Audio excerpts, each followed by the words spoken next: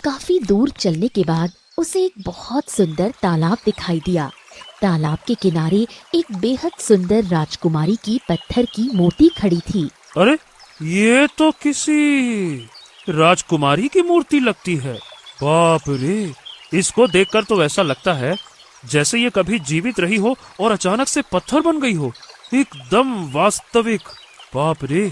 अर्जुन काफी देर तक उस मूर्ति को निहारता रहा। कुछ भी हो, लेकिन इतनी सुंदर स्त्री मैंने अपने जीवन में कभी नहीं देखी। हाँ, काश मेरा विवाह इसी से होता तो कितना अच्छा होता। तभी मूर्ति के भीतर से आवाज आई, तुम अपना सपना पूरा कर सकते हो। ये सुनकर अर्जुन बुरी तरह चौंक गया। हाँ, हे भगवान, हे भगवान, ये मूर्ति के अंदर से आवाज। जरूर ये कोई मायावी मूर्ति होगी। डरो मत, मैं तुम्हें कोई नुकसान नहीं पहुंचाऊंगी। न जाने कितने समय से मैं यहाँ अकेली खड़ी हूँ। तुम पहले मनुष्य हो जिसकी आवाज मैंने सुनी है। उस आवाज में कुछ ऐसा था कि अर्जुन सम्मोहित सा हो गया। आखिर कौन हो तुम?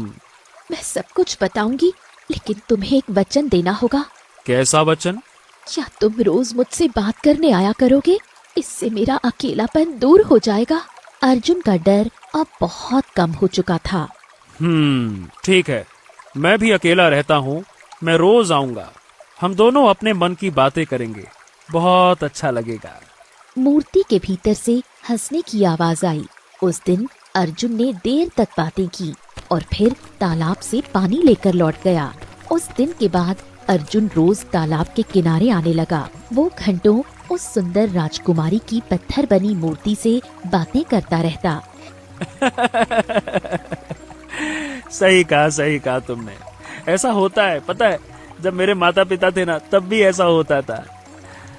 बड़ी याद आती है।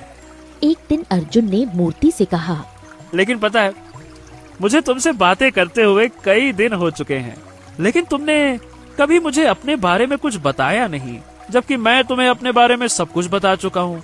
मैं एक लकड़हारा था, महाजन ने बेईमानी करके मेरा घर छीन लिया और मैं जंगल में रहने के लिए मजबूर हो गया। तुम भी तो बताओ कुछ। कुछ देर तक वहाँ सन्नाटा छा गया।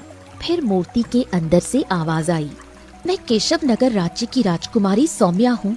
मुझे एक जादूगरनी ने अपनी जादुई शक्ति से पत्थर की मूर्ति में बदल दिया। ये सुनकर अर्जुन चौंक गया। जादूगरनी? लेकिन मुझे यहाँ तो कोई जादूगर नहीं दिखाई दिया।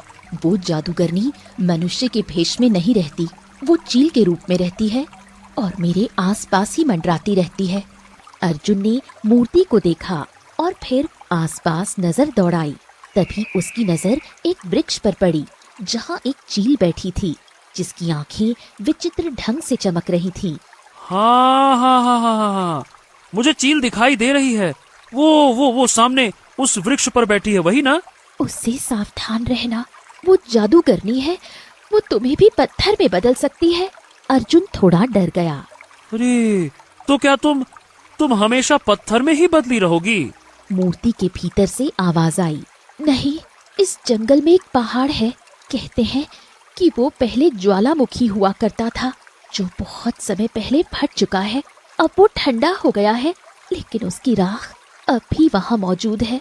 वो राख बहुत विचित्र मानी जाती है। अगर उस ज्वालामुखी की राख को मेरे ऊपर छिड़क दिया जाए तो मैं अपने असली रूप में लौट आऊंगी, लेकिन उस राख को पाना आसान नहीं है। वहाँ परियां रहती हैं और वो उसे किसी को ले जाने नहीं देती। अर्जुन गहरी सोच में डूब गया।